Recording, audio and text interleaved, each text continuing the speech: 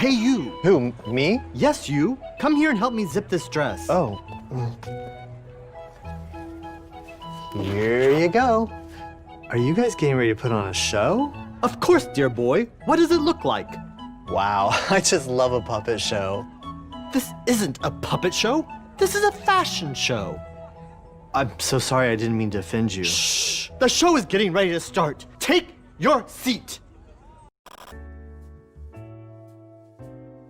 Hey everyone, welcome back to Threaducation. The clip you just watched was the intro to the video presentation of Jeremy Scott's Spring-Summer 2021 collection for Moschino, which we're going to talk about today. I'll start by saying that I'm a big fan of Jeremy Scott, and I really believe that under his direction, Moschino is so authentically different from every other major fashion house. Now in terms of this show, as you know, a lot of labels are experimenting with ways to present their collections during a global pandemic. Some are just streaming the shows without an audience, some are experimenting with digital animation, some are just putting out lookbooks. I've seen a lot of different things, and true to the nature of Jeremy Scott's Moschino, this show was so authentically different from everything else I've seen. So if you haven't seen the show, it's essentially a couture collection turned into a puppet show. Jeremy got the idea for this show when he realized that he wasn't going to be able to present the collection in person. So he contacted Jim Henson's Creature Shop, which is most famous for creating the Muppets.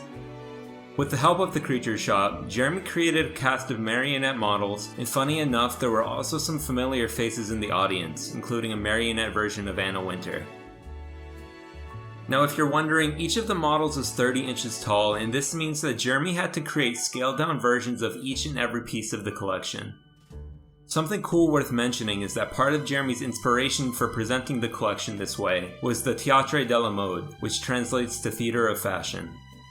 This refers to a period during World War II where some of the major French fashion designers couldn't afford to waste their materials, so they showed 1/3 scale versions of their couture collections.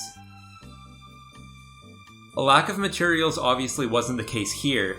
In fact, this show ended up costing more than a normal fashion show. But still, I thought it was really cool for Jeremy to reference another point in time where the fashion industry had to adapt to a global crisis. In all, I think that the show was executed really well. If I have any complaints, it's that scaling down the pieces makes it a bit harder to understand the weight and feel of the material, and maybe some cuts don't sit the exact way that they're supposed to, which is all pretty important in a couture collection. But I'll also say that it kind of reminds me of looking at a collection during the design process, kind of like looking at pieces while they're still being adjusted on the mannequin. Also, once you buy into the idea that it's a puppet show, basically anything goes, which is why I think it was so smart of Jeremy to include that funny tongue-in-cheek intro that I showed at the start of the video. In terms of the collection itself, there were 40 different looks, and as a whole, it was basically Jeremy's reinterpretation of a traditional couture collection. There was definitely a pretty wide range of cuts, volumes, and proportions, so it was a bit experimental in that sense.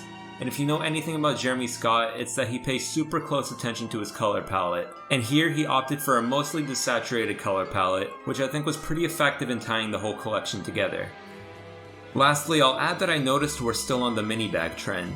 But because everything here is scaled down to puppet size, I think that Jeremy officially wins the title for miniest mini bag.